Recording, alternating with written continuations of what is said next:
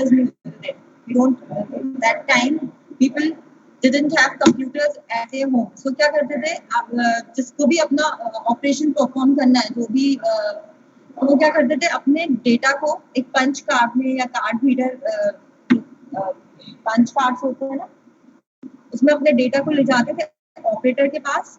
Operator कोई एक particular, जैसे कोई एक शॉप में बोल सकते हैं, हाँ एक ऑपरेटर वर्क करता था, वहाँ सिस्टम्स होते थे, कंप्यूटर सिस्टम्स होते थे, वहाँ जाके अपने जॉब को सबमिट करते थे। ठीक है, तो वो ऑपरेटर का क्या काम होता था, operator similar type of jobs को एक बैच के फॉर्म में इंक्लूड करता था। स्क्रीन शेयर तो किया ना मैंने अभी कुछ लिखा नहीं है, बट जस्ट ठीक है। सो देखो इसमें क्या कॉन्सेप्ट यूज करते हैं, हम बैचेस जो these operating systems, I am repeating, these operating systems, ma'am voice clear नहीं है, क्या देखो ईयरफोन चेंज कर, ईयरफोन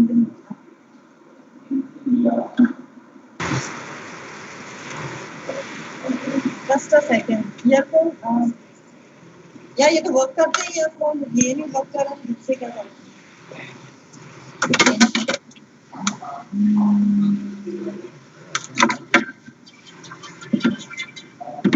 हेलो, हाँ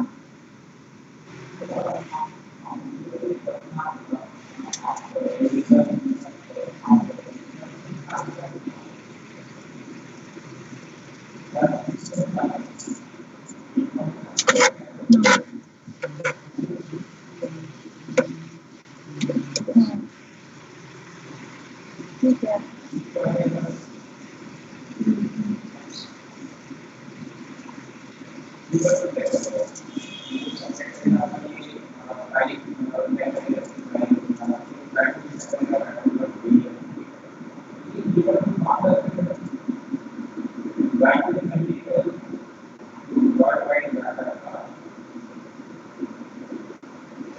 ठीक है,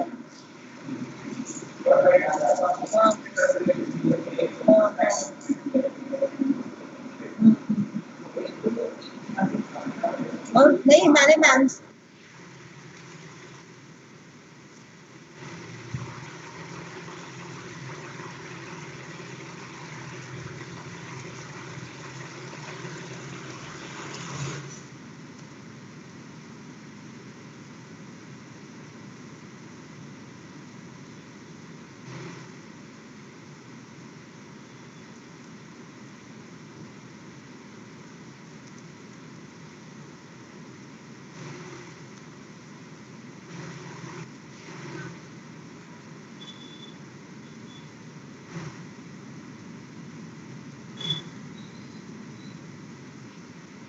Okay, so now you're getting my voice.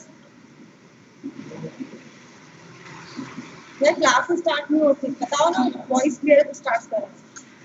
Yes ma'am, ठीक है, यस मैम क्लियर है, स्टार्ट कर। ठीक है। बैच ऑपरेटिंग सिस्टम्स क्या होते हैं? These systems were used in 1960s जब कंप्यूटर लोगों के पास नहीं हुआ था।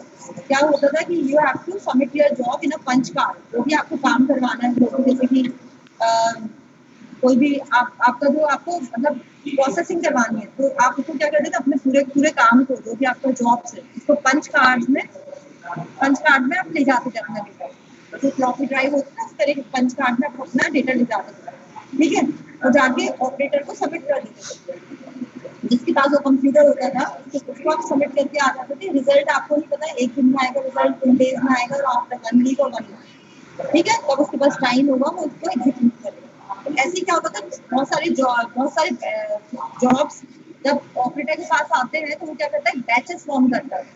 ठीक है, बैचेस फॉर्म करता है। बैचेस कैसे फॉर्म होते हैं, सिमिलर टाइप्स ऑफ जॉब, जिनका बिल्कुल एक जैसी प्रोसेसिंग है, एक जैसे सपोज किसी को सिर्फ एडिशन वाला ऑपरेशन करना है, तो जो सिमिलर टाइप्स ऑफ जॉब्स है वो एक साथ एक बैच बना देता था और वो इंसर्ट कर देता था उस मशीन में, ऑपरेटिंग सिस्टम में, वो मतलब वो मशीन में वो पंच कार्ड इंसर्ट करता था।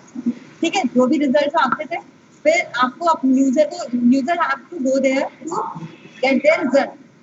ठीक है, ऑपरेटर जो वो रिजल्ट देता था वो अपने पंच कार्ड में लेकर घर आ जाते थे, या जो भी ऑफिस है वहाँ लेकर आ जाते थे। इस तरह से पहले वर्क हुआ करता था, इसको हम बोलते हैं बैच ऑपरेटिंग सिस्टम। बताती हूँ.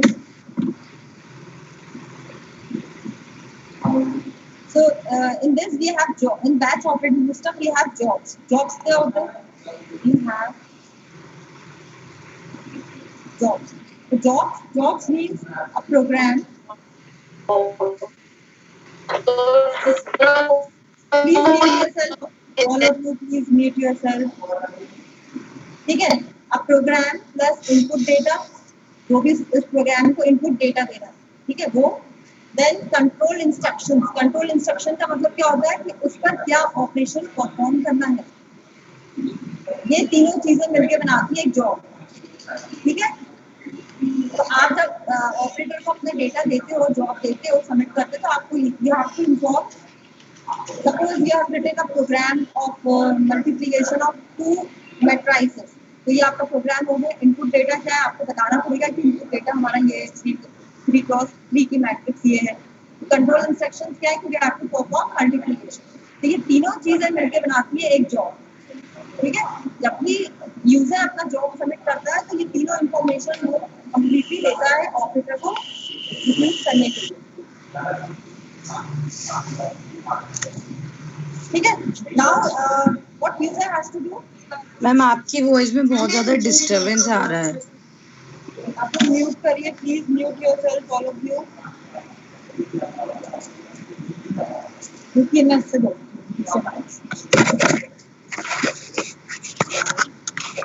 अब आ रही है clear voice. Yes, ma'am. Yes, ma'am. Yes, ma'am. Now you're getting my Yes, voice.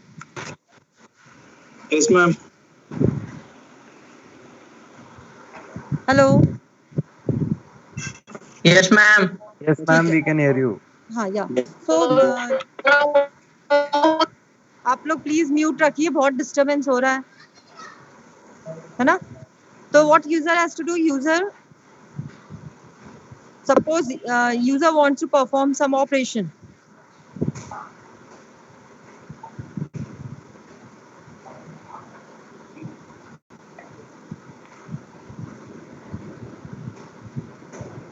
ठीक है. Perform some task or operations. Then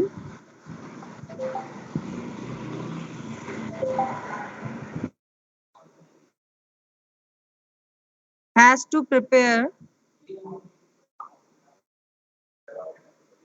jobs in punch cards. ठीक है. पंच कार्ड में वो ले जाता है and then it has to submit it to the operator. या फिर आप इसको मैग्नेटिक टेप्स में भी मैग्नेटिक टेप्स या punch cards.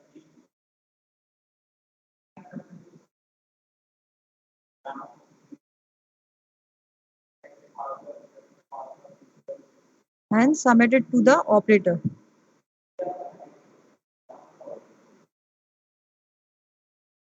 To the operator for execution.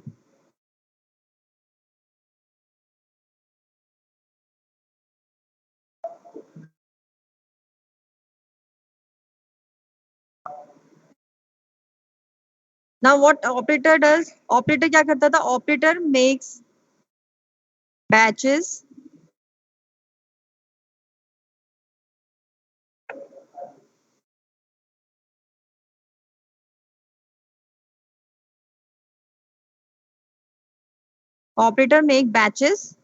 based on the similar kinds of operations.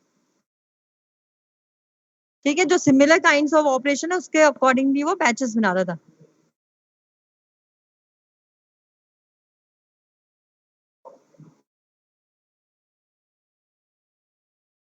Suppose ये बैच 1 है इस तरह से.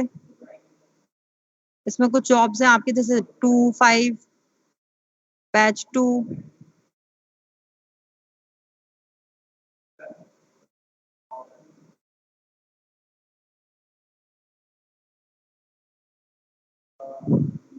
ठीक है. तो ये हम इसको एक डायग्राम के थ्रू देखते हैं. जैसे ये यूजर है. यूजर 1 गया. यूजर 1 ने जाके अपना जॉब सबमिट किया J1. ठीक है. यूजर 2 गया ऑपरेटर के पास. उसने भी अपना जॉब सबमिट किया जॉब 2.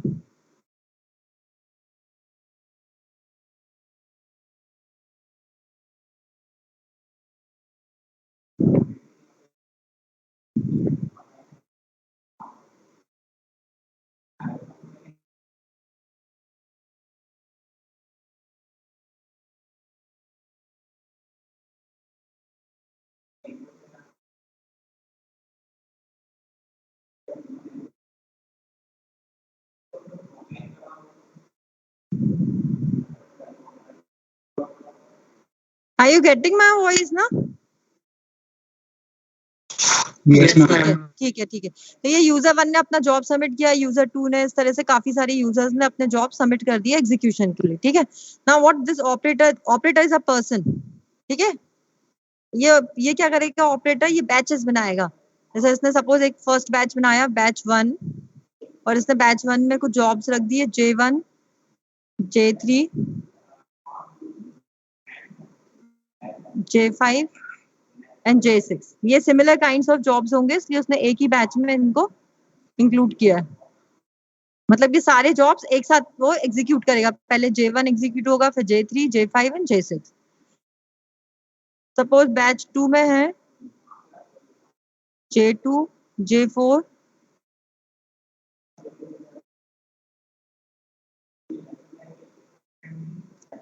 ठीक है. और इसको फिर वो क्या करेगा, बैचेस को एक एक बैच को one eight a time, CPU जो है आपका, उसको ये एग्जीक्यूट करने के लिए इंसर्ट कर देगा पंच कार्ड. सीपीयू ये आपका ऑपरेटिंग सिस्टम है यहाँ पर. तो बैच 1 पहले एग्जीक्यूट हो रहा है, देन बैच 2, फिर बैच 3, इस तरह से एग्जीक्यूट होंगे. लेकिन ये सारा काम मैन्युअली होता है. मतलब ऑपरेटर्स को इंसर्ट करेगा, निकालेगा, फिर से बैच 2 को इंसर्ट करेगा, फिर एग्जीक्यूट करेगा, तो यहाँ से ये आउटपुट आ जाएगा. ठीक है. तो इसमें प्रॉब्लम क्या होती थी ये वाले ऑपरेटिंग सिस्टम्स में. ये ऑपरेटिंग सिस्टम बेसिकली पहले यूज होते थे जब लोगों के पास कंप्यूटर्स नहीं होते थे. आप डायरेक्टली इंटरैक्ट नहीं करते थे सिस्टम के साथ. ठीक है. तो these systems are non interactive. Non interactive मतलब user can not directly interact with the operating system. तो batch operating systems are non interactive.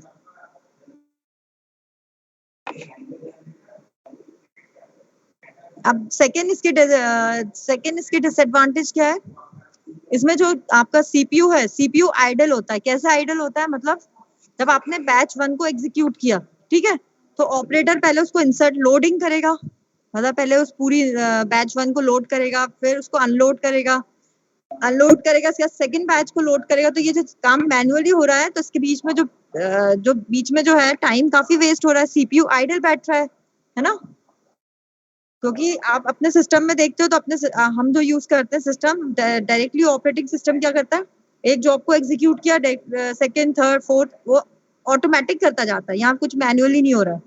But if you are doing it manually, then you have to insert, then unload करना है, उसको निकालना है बाहर, फिर दूसरा बैच इंसर्ट करना. तो ये जो टाइम है, ये टाइम जो वेस्ट हो रहा है, सीपीयू आइडल बैठ रहा है आपका. सो सीपीयू रिमेन्स idle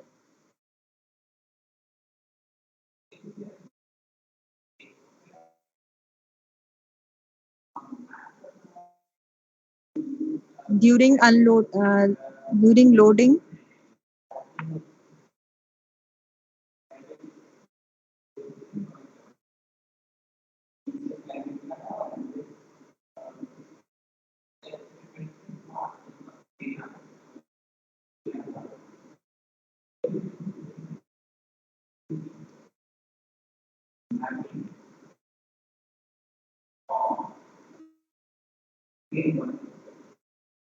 ठीक है.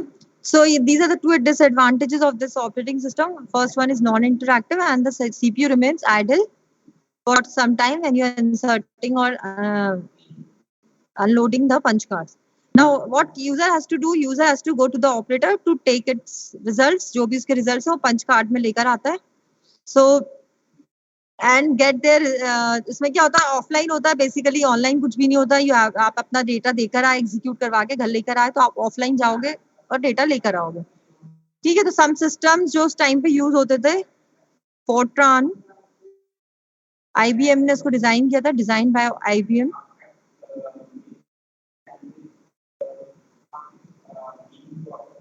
Then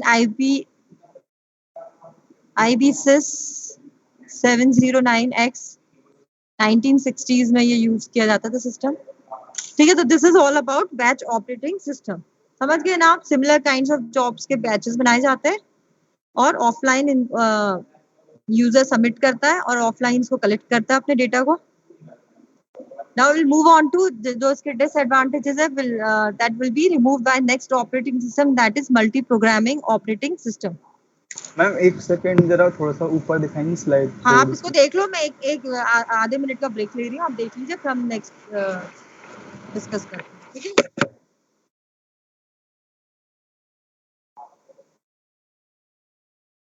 This subject is very important, ठीक है, डेट पॉइंट ऑफ व्यू से या आपके इंटरव्यू पॉइंट ऑफ व्यू से this subject is very important, so study this subject very properly, ठीक है।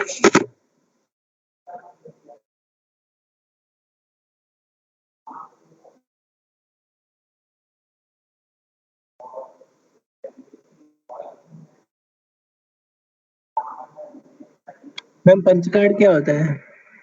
पंच कार्ड से कुछ इस तरीके, जैसे देखो ये कार्ड है, ठीक है, उसमें आपने अपने डेटा को जैसे इसमें कुछ होती है बिट्स टाइप की, ऑन ऑफ बिट्स होती है। पंच कार्ड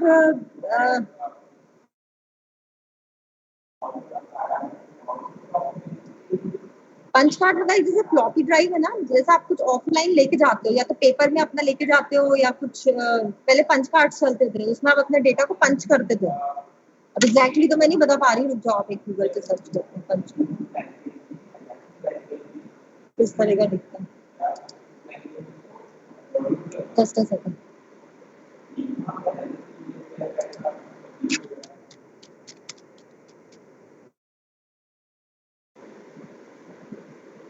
ये देखो दिख रहा है ना, ऑफ एंड ऑन बिट्स।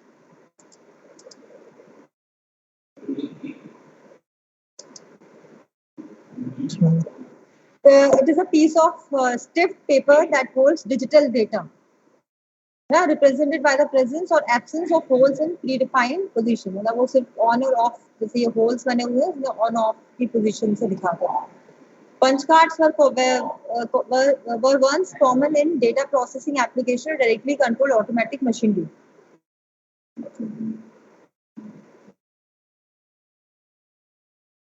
ठीक है, कुछ इस तरह के दिखते थे, पहले चलते थे ये।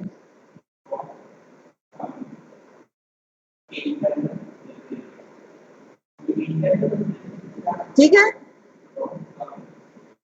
Yes ma'am. जैसे ये एक पंच कार्ड है आईबीएम का, इसमें पेन से इनको डॉट्स को वो किया हुआ है, इस तरह से कुछ डेटा, लेकिन उस समय यूजर को भी ये पता होता था कि इस तरह से अपने डेटा को पंच कार्ड में, आपको अपने डेटा को पंच कार्ड में ले जाना है, ठीक है। So there was a proper format for that, ठीक है, ये पंच कार्ड होते हैं। अब हम नेक्स्ट ऑपरेटिंग सिस्टम पे स्विच करें, या देख लो आप इसको एक बार।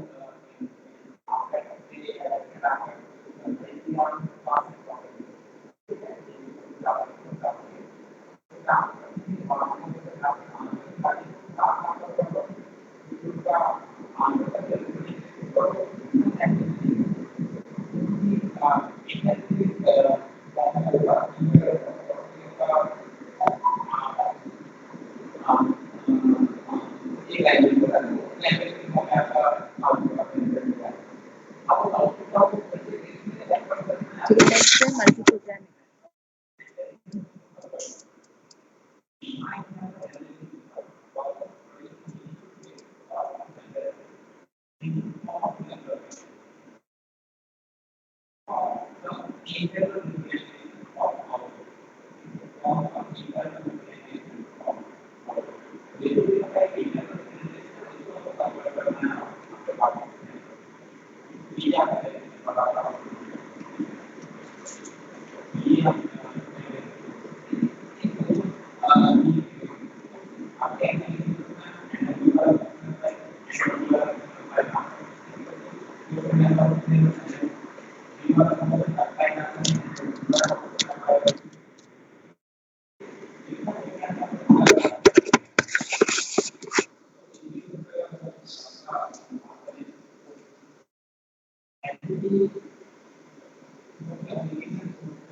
ठीक है, मल्टी प्रोग्रामिंग दिखते हैं।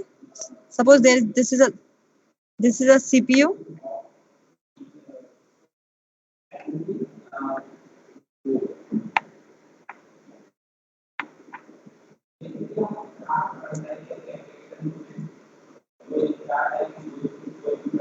Now what are the processes which you want to execute? Suppose हम ले रहे हैं P1, P2, P3 and P4. ठीक है, ये सारी प्रोसेसेस इनको एग्जीक्यूट होना है सीपीयू में. ठीक है, सपोज तो एग्जैक्टली होता क्या है, one CPU can execute only one process at a time. जैसा मल्टी प्रोग्रामिंग बोलते हैं या मल्टी टास्किंग आप पढ़ोगे, तो these are the concepts. But actually में one CPU can execute only one process at a time. वो यूजर को ऐसा इल्यूजन होता है कि मल्टीपल प्रोसेसेस आपकी एग्जीक्यूट हो रही हैं, बट एट अ टाइम एक ही प्रोसेस एग्जीक्यूट होती है. प्रोसेस क्या होती है? Program under execution. जिस प्रोग्राम को आप एग्जीक्यूट कर रहे होते हो दैट इज नोन एज, जब वो रन हो रहा होता है that is known as process. ठीक है, तो ये suppose these are the four process which you want to execute in CPU. कर दिया P4 को, P4 प्रोसेस को सीपीयू अलॉट कर दिया. ठीक है, अब जब मल्टी प्रोग्रामिंग में क्या होता है, जब तक P4 एग्जीक्यूट करना स्टॉप नहीं करेगा, उसके जब स्टॉप कर जाएगा, मतलब वहां से निकल जाएगा सीपीयू से बाहर, then only other process will be allowed to enter into the CPU. ठीक है, सपोज P4 एंटर हुआ, उसने पूरा कंप्लीटली एग्जीक्यूट किया, बाहर आ गया. फिर P3 गया, P3 कंप्लीटली एग्जीक्यूट हुआ, बाहर आ गया. अब इसमें क्या होता है, अगर सपोज P4 सीपीयू के पास गया एग्जीक्यूट होने के लिए, अब उसे कुछ इनपुट आउटपुट ऑपरेशंस परफॉर्म करना है, मतलब वो अपनी मर्जी से बाहर निकल जाता है. जैसे वो सीपीयू के अंदर है अभी और थोड़ी देर बाद उसको इनपुट आउटपुट ऑपरेशंस कुछ परफॉर्म करना है. आईओ ऑपरेशंस बोलते हैं हम, इनपुट आउटपुट ऑपरेशन. ठीक है, तो वो इनपुट आउटपुट प्रोसेसिंग के लिए वो सीपीयू में रहेगा, लेकिन जब उसे input output operation, suppose user से डेटा लेना है या फिर कुछ प्रिंट करना है या कुछ आउटपुट देना है, तो उस समय वो P4 आपका वहां से बाहर निकल गया सीपीयू से बाहर, और वो इनपुट आउटपुट ऑपरेशंस अपने परफॉर्म कर रहा है जाके. अब इस टाइम पे क्या होगा, आइडल हो जाएगा सीपीयू. तो मतलब मल्टी प्रोग्रामिंग में क्या होता है, P3 ऑटोमेटिकली इसमें आ जाएगा सीपीयू में. This is your ready queue, ये अभी आप पढ़ोगे आगे. रेडी क्यू मतलब the processes which are ready to execute. इन सबको एग्जीक्यूट होना है, सब अपनी टर्न का वेट कर रहे हैं. ठीक है, तो P4 अगर अपनी मर्जी से बाहर निकल गया, उसे कुछ इनपुट आउटपुट ऑपरेशंस परफॉर्म करना है, तो then next process will be entered into the CPU. Suppose P3 को भी इनपुट आउटपुट करना है, तो वो भी थोड़ी देर बाद बाहर निकल गया. ठीक है, तो फिर आपका P2 एग्जीक्यूट होगा, देन P1 होगा. तो मल्टी प्रोग्रामिंग में क्या होता है, मल्टीपल प्रोसेसेस आर रनिंग, लेकिन this is non pre-emptive. Non preemptive का मतलब होता है कि अगर आप कुछ काम कर रहे हो तो उसको आप बीच में स्टॉप नहीं कर सकते. मतलब अगर कोई प्रोसेस एग्जीक्यूट हो रही है तो आप you can not halt that process in between until and unless it exit from the CPU. ठीक है, मतलब नॉन प्रीएम्प्टिव का मतलब आप किसी प्रोसेस को एग्जीक्यूट होने से रोक नहीं सकते जब तक वो अपना एग्जीक्यूशन, सपोज P4 अगर आपका P4 को लग रहे हैं 15 सेकेंड्स तक वो एग्जीक्यूट हो रहा है, और P3 आपका सिर्फ 1 सेकेंड के लिए एग्जीक्यूट होना चाहता है, और P2 को टाइम लग रहा है एग्जीक्यूट होने में, सिर्फ उसको भी 2 सेकेंड्स का टाइम चाहिए, एंड P1 को चाहिए 5 सेकेंड्स. अब क्या होगा, जब तक P4 फिनिश नहीं करेगा एग्जीक्यूशन, तब तक P3 की चांस नहीं आएगी. तो दिस इज नॉन प्रीएम्प्टिव. मतलब एक प्रोसेस अगर एंटर हो गई है, that will complete its execution, then only other process will be allowed to enter into the CPU. हाँ, अगर बीच में वो अपनी मर्जी से बाहर जाता है, जैसे सपोज हम एग्जांपल लेते हैं क्लासरूम का. ठीक है, आप लोग स्टूडेंट्स बैठे हैं और मैं एक एक स्टूडेंट के पास जाके डाउट पूछ रही हूँ. तो फर्स्ट स्टूडेंट रोल नंबर 1 के पास में गई, मैंने उसके पास 5 क्वेश्चंस हैं suppose, and he is asking me questions. ठीक है, जब तक मैं उसके 5 क्वेश्चन सॉल्व नहीं करूंगी, I will not move to the second scholar number. तब तक फर्स्ट स्कॉलर नंबर के 5 क्वेश्चन सॉल्व नहीं होंगे, I will not move to the second scholar number until and unless अगर वो बच्चा बोलता है कि ma'am I want to go to the washroom, I want to go outside, या किसी वजह से बाहर जाता है, तब तक मैं सेकंड पे स्विच नहीं करूंगी. तो सिमिलर कॉन्सेप्ट आपका मल्टी प्रोग्रामिंग ऑपरेटिंग सिस्टम में होता है, मतलब नॉन प्रीएम्प्टिव, आप उसको बीच में नहीं रोक रहे हो. ये क्लियर है? इसमें कुछ डाउट हो तो पूछो मुझे अभी तक जो मैंने बताया.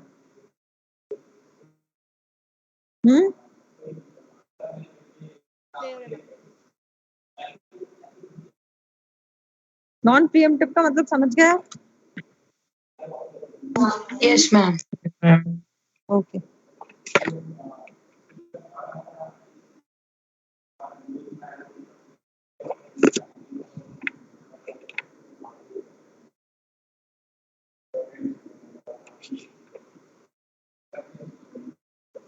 इसमें क्या हो रहा है, जो आपकी बैच ऑपरेटिंग सिस्टम में जो एक प्रॉब्लम थी, सीपीयू आइडल था, तो in this case in multi programming operating system,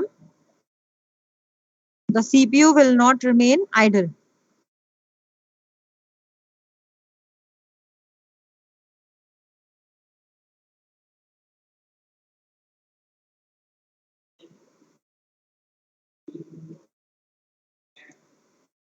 So what we cannot, क्या होता है preempt non preemptive, we cannot forcefully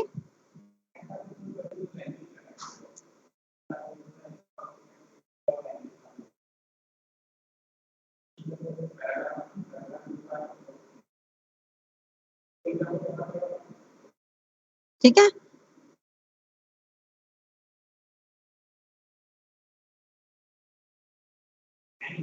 ma'am वो डेफिनेशन पे वापस चली जाएगी ना दर्शन।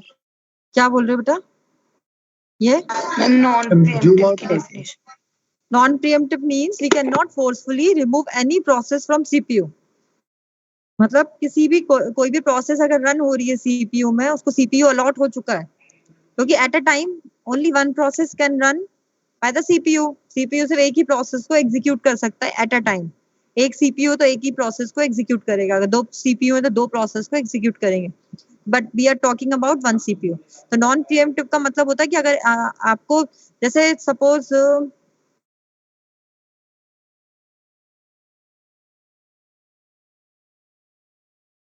एग्जाम्पल देखते हैं, कोई रियल लाइफ एग्जाम्पल देखते हैं। ठीक है, सपोज आपको क्लास में आप लोगों को कोई प्रेजेंटेशन देना है, ठीक है। So at a time only one student will allow to give the presentation, है ना। आप जैसे सपोज स्कॉलर नंबर 1 की चांस है, he is giving the presentation on the stage, तो he will not be preemptive, मतलब उसको बीच में हम नहीं फोर्सफुली रिमूव करेंगे। अगर वो अनटिल एंड अनलेस वो पर्टिकुलर स्टूडेंट अपना प्रेजेंटेशन कंप्लीट नहीं करेगा, हम सेकेंड स्टूडेंट को चांस नहीं दे सकते, ठीक है। तो नॉन प्रीएम्प्टिव मतलब बीच में नहीं आप बीच में किसी को फोर्सफुली रिमूव नहीं कर सकते हो, स्टॉप नहीं कर सकते हो, that is non pre-emptive. Pre-emptive का मतलब होता है रोकना, और नॉन प्रीएम्प्टिव मतलब उसको रोक नहीं सकते। क्लियर है ये डेफिनेशन?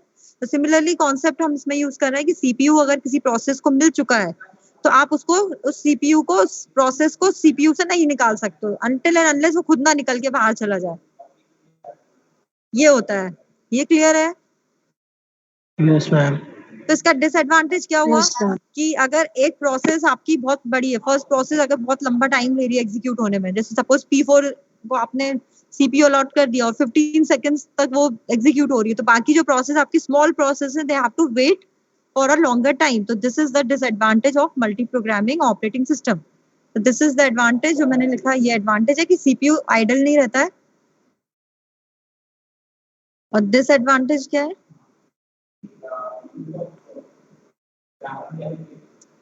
द स्मॉलर प्रोसेसेस जिनको बहुत कम एग्जीक्यूशन मतलब कम टाइम के लिए एग्जीक्यूट होना, the smaller processes have to wait for a longer time.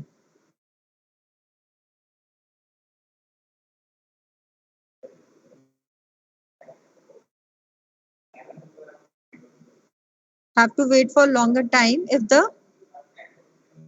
the running process is so long.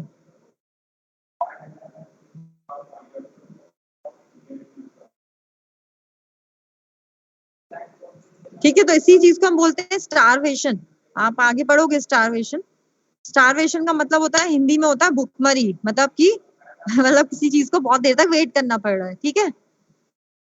Suppose आपकी क्लास में प्रेजेंटेशन चल रहा है, पहला स्टूडेंट अपना प्रेजेंटेशन 1 घंटे के लिए दे रहा है, ठीक है। बाकी जो स्टूडेंट्स हैं उनका प्रेजेंटेशन 5 to 10 मिनट्स का है। तो क्या होगा, बाकी स्टूडेंट्स जो है आपके remaining student have to wait for a longer time कि फर्स्ट वाला फिनिश करेगा फिर हमारी चांस आएगी। तो इसी का हम बोलते हैं स्टारवेशन। स्टारवेशन भी बोला जाता है उसको, कि जो स्मॉलर प्रोसेसेस है, they have to wait for a longer time if the running process is so long, ठीक है। So this is the main disadvantage of this multi programming operating system. अब आपसे कोई पूछेगा तो आपको यही पॉइंट्स बोलना है कि दिस इज नॉन प्रीएम्प्टिव, और एक प्रोसेस अगर किसी को सीपीयू अलॉट हो गया, then you can not remove it from the that process from the CPU. ये नहीं बोलना है कि multiple programs are running in the CPU at the same time, है ना? ठीक है, अब हम देखते हैं Yes, next. Ma'am ma'am starvation batch OS में भी था।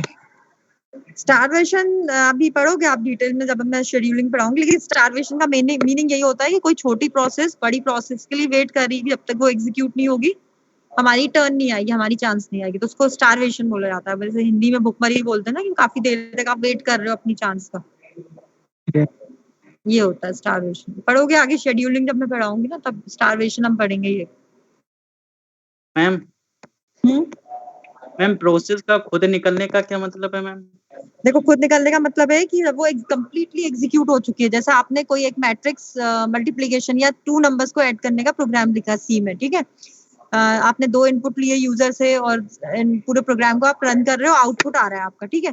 तो कंप्लीटली रन होने का मतलब वो प्रोग्राम उस मेमोरी सीपीयू का लॉट हुआ, उसने पूरा आउटपुट आपको डिस्प्ले कर दिया 2 नंबर को ऐड करके, तो वो बाहर आ जाएगा रन होने के बाद। आउटपुट डिस्प्ले होने के बाद वो प्रोग्राम मेमोरी के बाहर आ जाएगा, दूसरा प्रोग्राम चला जाएगा उसके अंदर। समझ गए आप एग्जीक्यूशन का मतलब? Yes ma'am. है ना? जैसे आपने मैट्रिक्स मल्टीप्लिकेशन का प्रोग्राम बनाया, तो मैट्रिक्स मल्टीप्लिकेशन का प्रोग्राम आपने आपने डॉट सी से सेव किया, तो वो सेकेंडरी मेमोरी में सेव होता है।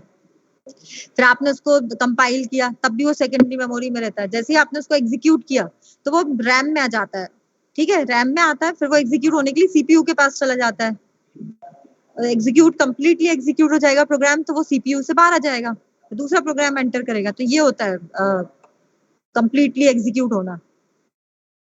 मतलब सीपीयू क्या करता है? प्रोसेसिंग करता है, कंप्यूटेशन करता है।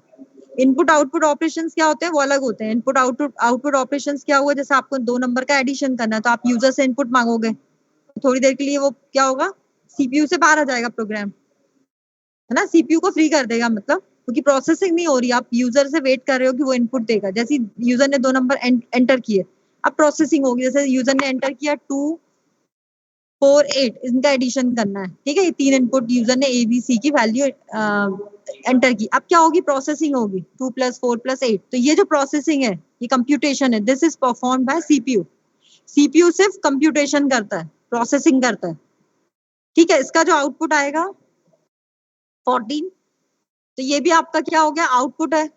जैसे आउटपुट डिस्प्ले हुआ, वो प्रोग्राम बाहर हो जाएगा सीपीयू से। समझ गए एग्जीक्यूशन क्या होता है? Yes ma'am. Yes, ma'am. ठीक है, अब हम देखते हैं थर्ड है आपका मल्टीटास्किंग ऑपरेटिंग सिस्टम, जिसको हम टाइम शेयरिंग भी बोलते हैं।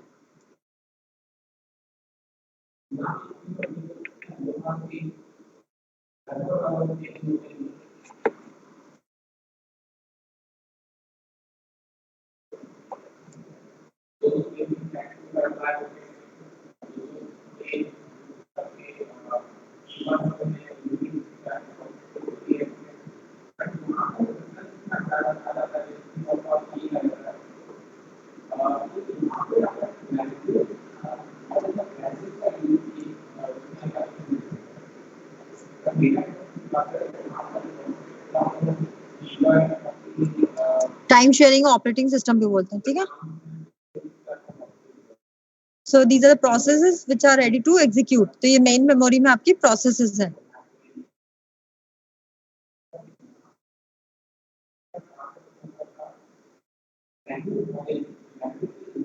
ठीक है, this is the ready queue and this is in the main memory में होती है रेडी क्यू, रैम में होती है। These are the processes which are ready to execute. तो ये आपका सीपीयू है, दिस इज सीपीयू।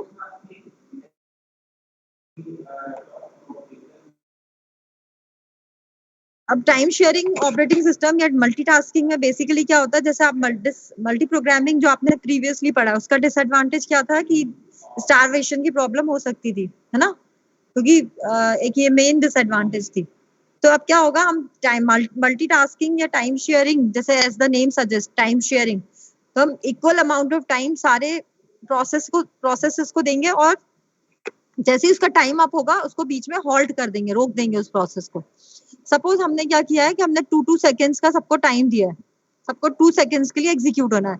तो सपोज P4 आपका पहले गया, P4 ने एग्जीक्यूट किया 2 सेकंड्स के लिए और उसको हमने फिर बाहर कर दिया मेमोरी से या CPU से बाहर कर दिया। यहाँ लिख लेते हैं हम उनका एग्जीक्यूशन टाइम क्या है। सपोज इसको लग रहे हैं 5 सेकेंड्स, 3 एंड 4 सेकेंड। ठीक है, तब P4 को आपने CPU अलॉट किया, मेन मेमोरी से CPU उसको अलॉट हुआ 2 सेकेंड्स। हमने सपोज एक टाइम क्वांटम हम सबको असाइन कर रहे हैं, we are assigning time quantum to each and every process. तो हम बोलते हैं time quantum. Time quantum depend करता है कि ऑपरेटिंग सिस्टम क्या टाइम क्वांटम यूज कर रहा है। सपोज इनसे 2 सेकेंड्स का टाइम क्वांटम दिया है, 2 सेकेंड्स के लिए P4 गया और एग्जीक्यूट करके बाहर आ गया, मतलब वो कंप्लीटली एग्जीक्यूट नहीं हो पाया। फिर P3 को CPU मिला, उसने भी 2 सेकेंड्स एग्जीक्यूट किया, P2 ने किया, P1 ने किया। ठीक है, फिर अगेन इनकी चांसेस आएगी, जैसे ये है, ये 2 सेकेंड के लिए एग्जीक्यूट हो चुका, 3 सेकेंड्स के लिए इसको एक बार 2 के लिए हुआ, फिर 2 हुआ, फिर बाहर आ गया। तो ये 2 2 2 और ये 1 के बाद बाहर आ जाएगा, देन 2 एंड 2। ठीक है, फिर अगेन इसकी चांस आएगी, तो ये 1 सेकेंड एग्जीक्यूट करेगा। तो इस तरह से एक इक्वल अमाउंट ऑफ टाइम सारे प्रोसेस को दिया जाता है। तो this is known as preemptive operating system uses preemptive concept. Preemptive का मतलब बीच में रोकना। हम एक प्रोसेस को कंप्लीटली एग्जीक्यूट नहीं होने दे रहे हैं, उसको हम बीच में ही हॉल्ट करते हैं, रोकते हैं, फिर नेक्स्ट प्रोसेस को अलाउ करते हैं, फिर थर्ड प्रोसेस को। इस तरह से ये सबको इक्वल टाइम अलॉट होता जाता है। सपोज मैं क्लास में, हमारी क्लास में 50 स्टूडेंट्स हैं, ठीक है, और 50 स्टूडेंट्स के के 5 डाउट्स हैं जिनको मुझे क्लियर करना है।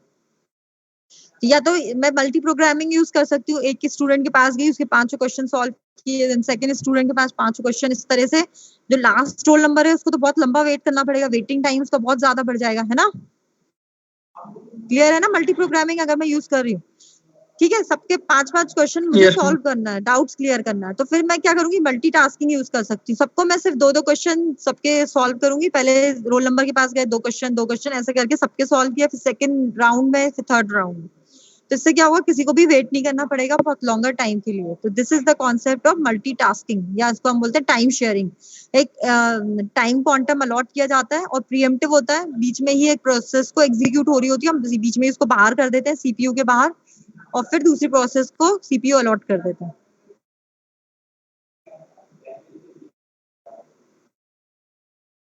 ठीक है,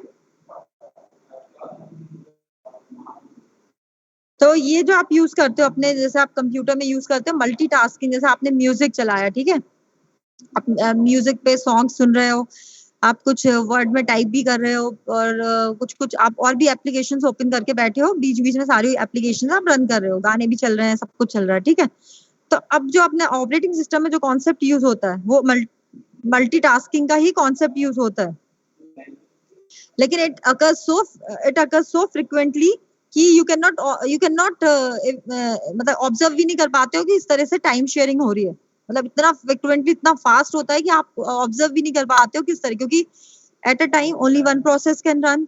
अगर आपके सॉन्ग्स चल रहे हैं, आप कुछ म्यूजिक सुन रहे हो, तो सिर्फ म्यूजिक ही चलेगा, अगर सीपीयू एक ही काम कर सकता है एट अ टाइम। ठीक है, तो लेकिन मल्टीटास्किंग का कॉन्सेप्ट हमारे ऑपरेटिंग सिस्टम में यूज होता है, और इतने फ्रिक्वेंटली यूज होता है कि वी कैन नॉट ऑब्जर्व, क्योंकि आप वर्ड पे भी अपना टाइप कर रहे होते हो, आप ब्राउजिंग भी कर रहे होते हो, कुछ ब्राउज कर रहे हो, कोई एप्लीकेशन, कुछ सॉन्ग्स चल रहे हैं, कुछ और भी काम कर रहे हो, तो ये सारा मल्टीटास्किंग का कॉन्सेप्ट होता है।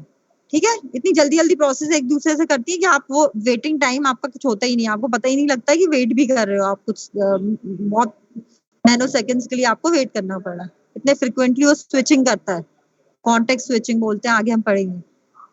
क्लियर है?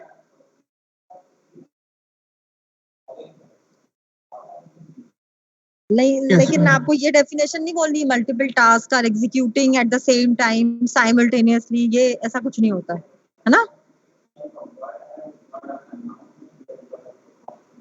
मैम इसमें प्रीएम्प्टिव रहता है, तो फिर यूजर उसको बीच में रोक सकता है प्रोसेस को।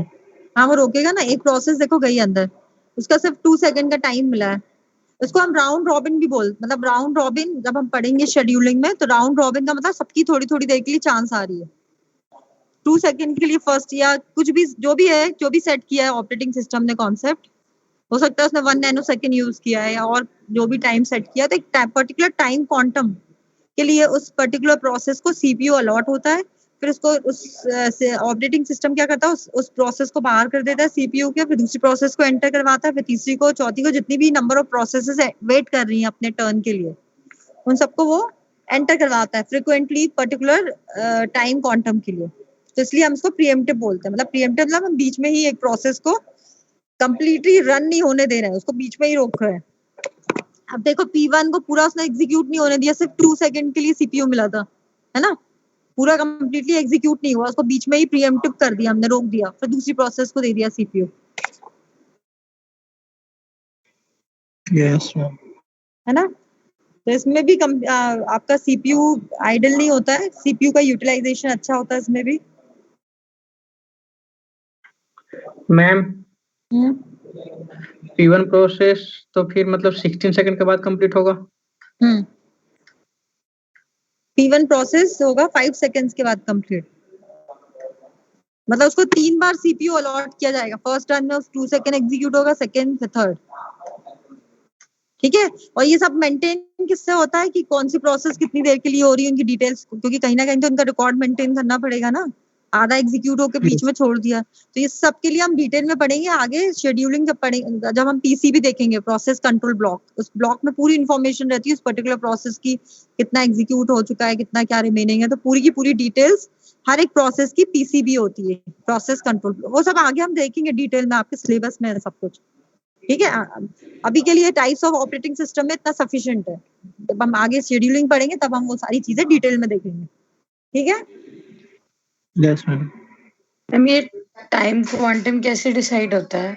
ये ऑपरेटिंग सिस्टम अपने आप से डिसाइड करता है। जैसे आपने बहुत मल्टीपल प्रोसेसेस, आपने जितनी जैसे कम प्रोसेस है तो फिर वो मतलब स्विचिंग, उसे कॉन्टेक्स्ट स्विचिंग करनी है, यूजर को ये मतलब यूजर को फील ही नहीं होने देता है ऑपरेटिंग सिस्टम कि आप मल्टीपल प्रोसेस आपकी कैसे रन हो रही है, आपको लगता है कि अरे वाह हम तो मल्टीटास्किंग कर रहे हैं, बहुत सारी प्रोसेस एक साथ रन हो रही है। तो ऑपरेटिंग सिस्टम ये खुद मेंटेन करता है, ये खुद मैनेज करता है कि कैसे उसको ये मेंटेन करना है। ये हमने एग्जाम्पल लिया 2 सेकेंड्स का, ऑपरेटिंग सिस्टम कुछ भी ले सकता है depending on the time of execution of the process. ठीक है, अब देखते हैं इसमें और कुछ तो नहीं है, मैं देखूं।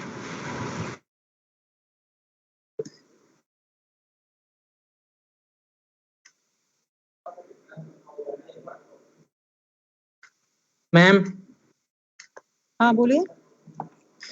मैम मतलब ये समझ में नहीं आ रहा है कि जैसे P1 पहले 2 सेकंड के लिए चलेगा, फिर अगला 2 सेकंड के लिए P2 चलेगा, हाँ उसके बाद फिर अगला। हाँ, देखो मैं इसको ऐसे समझाती हूँ। सपोज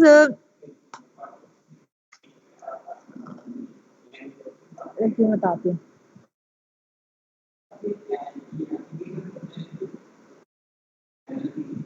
तो मैं कोई एग्जाम्पल्स होती है।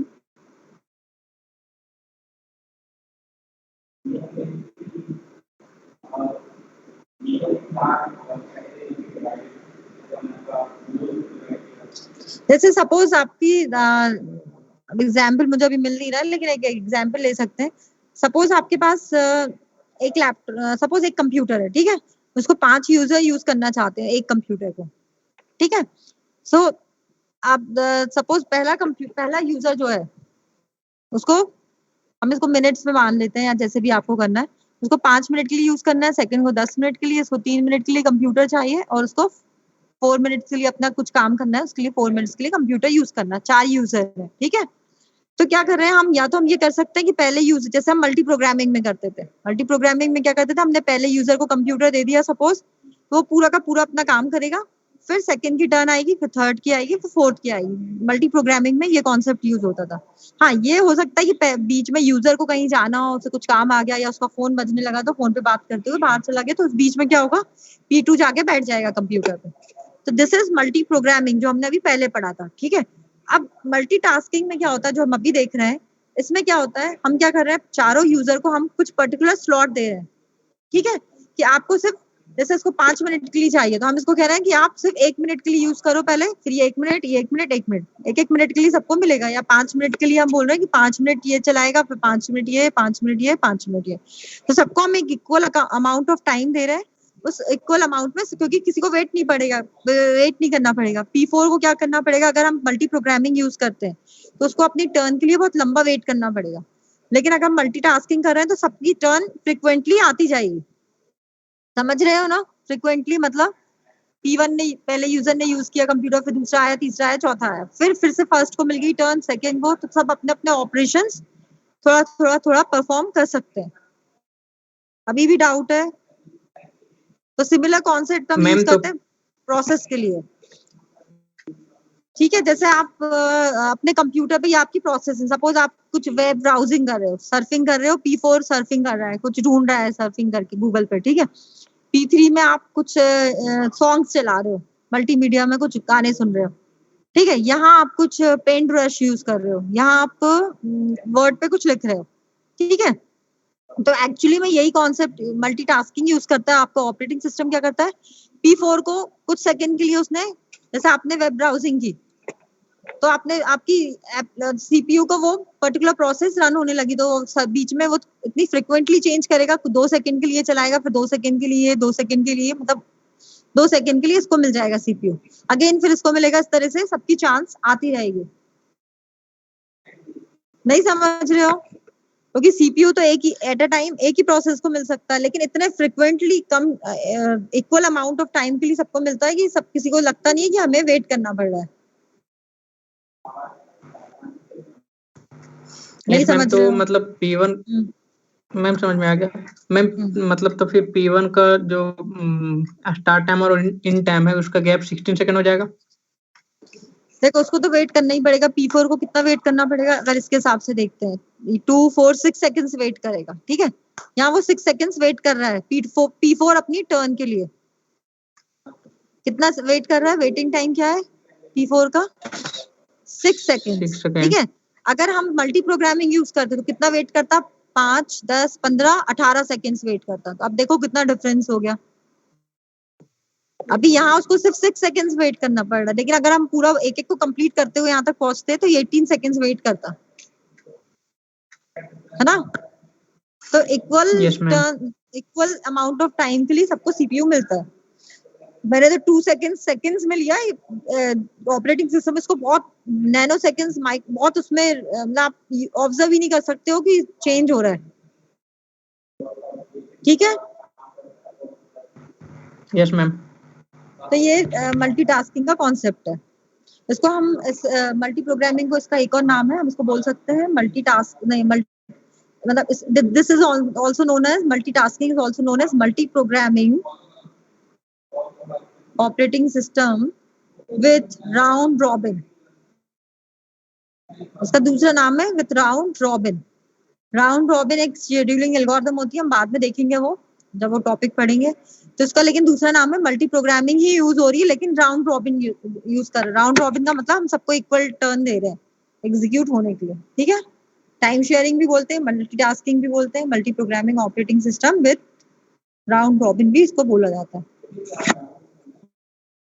मैम हाँ, मैम ये स्टोर कहाँ पे होता है मैम, फिर ये 2 सेकंड के बाद? ये पीसीबी सब अपना अपना पीसीबी मेंटेन कर रहे होते हैं, प्रोसेस कंट्रोल ब्लॉक, ये बाद में देखेंगे हम इसको।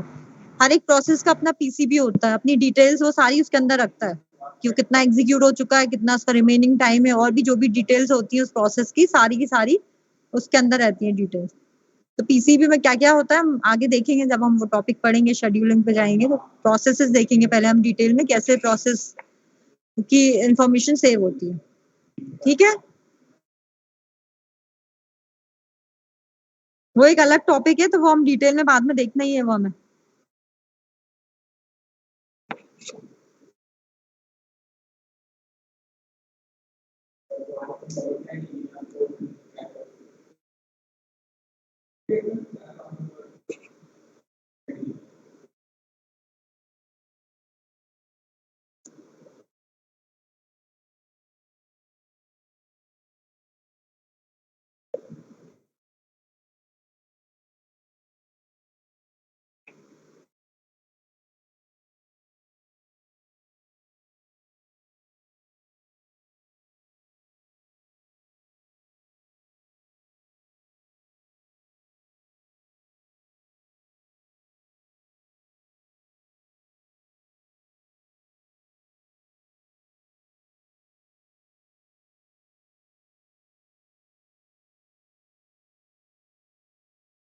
Now तो we'll move. समझिए Now we'll move on to multiprocessing operating system.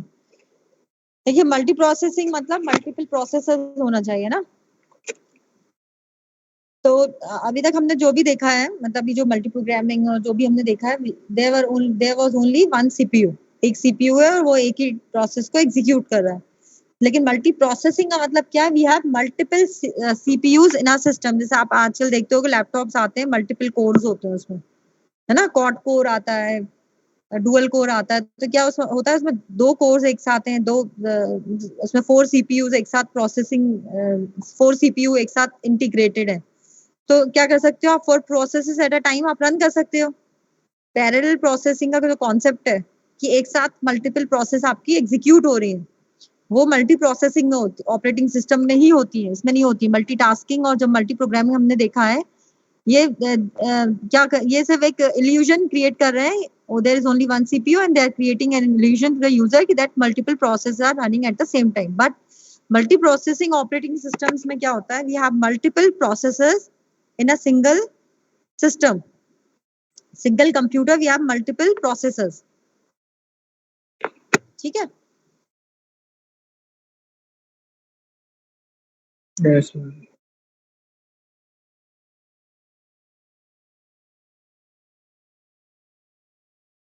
Suppose ये कुछ आपके सीपीयू है, सीपीयू 1, सीपीयू 2,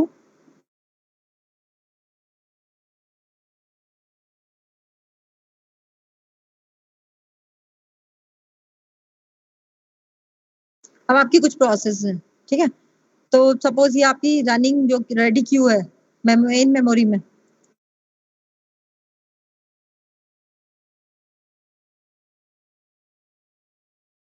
ठीक है।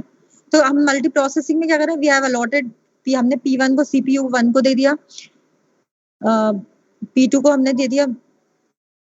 दिस इज मल्टी प्रोसेसिंग, मतलब एट अ टाइम इसमें क्या हो रहा है? साइमल्टेनियसली आपकी 3 प्रोसेस एक साथ रन कर रही है, ठीक है। इसमें हम किसी को प्रीएम्प्टिव और नॉन प्रीएम्प्टिव नहीं कर रहे हैं। हर एक सीपीयू को हमने अलग अलग प्रोसेस एग्जीक्यूट करने के लिए ऑपरेटिंग सिस्टम में दे दिया and they are executing simultaneously, ठीक है। जैसे ये तीनों एग्जीक्यूट हो जाएंगी, नेक्स्ट जो भी प्रोसेस है फिर वो एलोकेट करेगा सीपीयू 1 को, इस तरह से सो ऑन। तो these are the CPUs integrated in one computer system, ठीक है। आजकल जो भी सिस्टम्स आप देखोगे मल्टीपल कोर्स होते हैं, मल्टीपल सीपीयूज उसमें होते हैं। ये कॉन्सेप्ट होता है मल्टी प्रोसेसिंग का, ठीक है। We are executing multiple processes at the same time using multiple processes. Now then we have real time operating systems. Real time operating systems क्या होते हैं? these are the operating systems which are bound to time constant. Time constant मतलब कि उनको जो particular deadline दी गई है उसी टाइम में उनको एग्जीक्यूट होना कंपलसरी है। फॉर एग्जांपल, जैसे आपको मिसाइल लॉन्च करनी है, ठीक है। मिसाइल लॉन्च में अगर थोड़ी सी भी अगर नैनो सेकेंड्स की भी अगर टाइम डिले होता है तो then it will not be acceptable, it will create disaster. So there are some applications which need real time operating system, ऐसे operating system जिसमें delay बिल्कुल भी allow नहीं होती, that is known as real time operating system.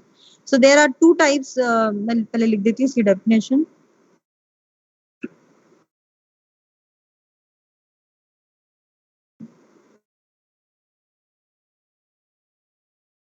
एक second.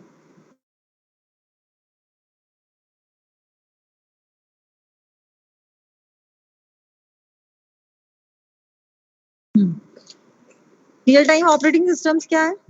which will response should be within a specified time constant, जो भी एक specified time constant है उसमें response मिलनी चाहिए, and it is strictly deadly systems which means no delay while executing any program, ठीक है। So there are two types of real time operating systems. The first one is hard real time operating system and the second is soft. एक hard होता है, एक soft होता है।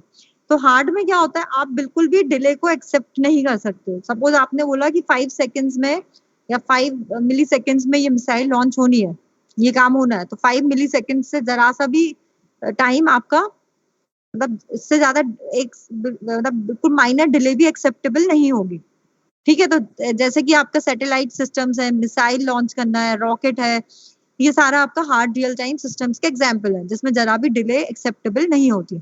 Soft real time systems क्या होते हैं, इसमें एक थोड़ी सी डिले आपकी एक्सेप्ट अलाउ होती है, जैसे कि इट कैन अगर डेडलाइन मिस हो गई, आपने 5 मिली सेकेंड्स की डेडलाइन है, 5 मिली सेकेंड्स से अगर 6 मिली सेकेंड्स हो गए तो माइनर डिले को ये एक्सेप्ट करता है। फॉर एग्जाम्पल जैसे बैंकिंग सिस्टम्स है, आप बैंकिंग सिस्टम में कुछ ट्रांजेक्शन कर रहे हो तो माइनर डिले इसमें एक्सेप्टेबल होती है। या आप यूट्यूब पे कुछ आपकी कुछ स्ट्रीमिंग चल रही, कुछ यूट्यूब पे आप कोई वीडियो देख रहे हो तो थोड़ा सा आप देखते हो कि बफरिंग होती है, थोड़ा सा टाइम आपका होता है, तो दैट इज एक्सेप्टेबल, मतलब उससे कुछ आपका बहुत बड़ा लॉस नहीं होने वाला अगर जरा थोड़ी सी डिले भी होती है ना। या टेलीफोन स्विचेस हैं आपके, तो ये सारे एग्जांपल्स जिसमें थोड़ा सा भी डिले आपका एक्सेप्टेबल होता है वो कहलाते हैं soft real time systems. But वो रियल टाइम सिस्टम्स हैं तो उसमें ज्यादा डिले एक्सेप्टेबल उसमें भी नहीं है, but minor delay can be acceptable. लेकिन हार्ड रियल टाइम सिस्टम्स में क्या होता है, it can never miss it's deadline, that is minor delay can not be acceptable. So this is the fifth category of operating system.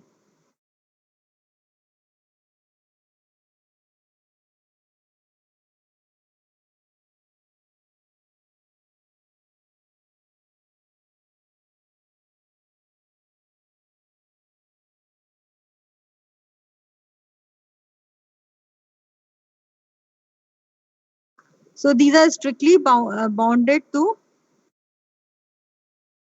bounded by time constant. जो आपने time constant का मतलब समझते हो, मतलब आपने टाइम लिमिट सेट किया है कि इस टाइम में इसको एग्जीक्यूट होना, it's very compulsory, that is time constant.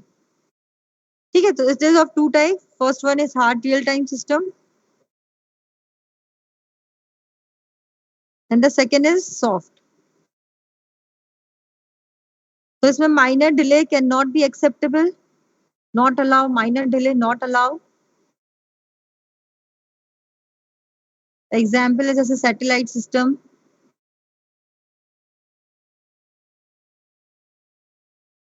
या फिर आपका रॉकेट है ना, रॉकेट लॉन्च करना है,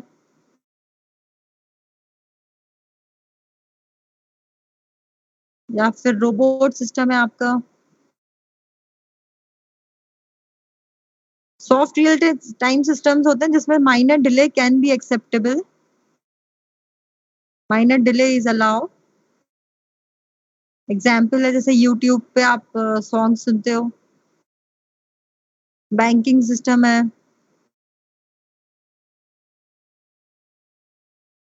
टेलीफोन सिस्टम है। ठीक है, जिसमें थोड़ा सा भी डिले अलाउ कर सकते हो, that are soft real time system. तो this is one another category of real time operating system. इसके बाद और भी टाइप्स के ऑपरेटिंग, हाँ बोलिए। यस मैम सेकंड क्लास की टाइम। अच्छा, टाइम हो चुका है, ठीक है, मैं अटेंडेंस ले लेती हूँ। Now there are some other types of operating system that will discuss in the next class. ठीक है, but these are the important ये जो मैंने अभी बताए ये important है आपके, बाकी जो है वो हम शॉर्ट में देखिए, फिर हम कुछ नया टॉपिक पढ़ेंगे नेक्स्ट क्लास में। Next class is on Tuesday, but Tuesday को तो मैं क्लास नहीं ले पाऊंगी, तो आप लोग किस टाइम पे फ्री है, मैं किसी और टाइम पे शेड्यूल कर लेती हूँ क्लास। सैटरडे संडे ले सकती हूँ? Hello, no ma'am. कब आप लोग, क्योंकि ट्यूसडे को मुझे उस स्लॉट में मैं थोड़ा सा मुझे काम है, तो मैं ट्यूसडे को आपकी 11 से क्लास नहीं ले पाऊंगी, लेकिन वो क्लास मैं आपकी सैटरडे संडे आप जब कहेंगे तब ले लेती हूँ। अभी सैटरडे संडे बीच में, या फिर मंडे को भी ले सकती हूँ मैं मंडे को ही ले लीजिए। आप किस टाइम पे, क्योंकि आप मंडे लोग मैम। 3 ब्रांचेस एक साथ हो तो तीनों ब्रांचेस में टाइम टेबल चेक करो किस टाइम पे फ्री रहते हो, तीनों ब्रांचेस कब फ्री रहती है ना। मैम आईटी का तो 2:45 से हम लोग फ्री हैं। अच्छा, और ये सीएस का क्या है? मैम तीनों साथ में फ्री नहीं हो पाएंगे मैम, मंडे को नहीं हो पाएगा। तो सैटरडे संडे कर लो ना सबसे अच्छा। ठीक है, देख लो, मुझे बता देना, आप लोग अब म्यूचुअली आपस में सब डिस्कस कर लेना तीनों मैम ब्रांचेस। वेडनेसडे को 3 क्लास है, 2 क्लास है वेडनेसडे। मेरे पास टाइम टेबल है, मैं देख लूँ। चलो अभी अटेंडेंस लेते हैं, आप लोग का टाइम हो गया, मैं देख लूंगी बाद में ना। अटेंडेंस बोलिए, ये मैं यहाँ लिख रही हूँ बोर्ड पर, सीएससी स्टूडेंट्स। हाँ, रोल नंबर बताइए, roll number 1, roll number 2, 3, 4, 5, present, ma'am. 2 present.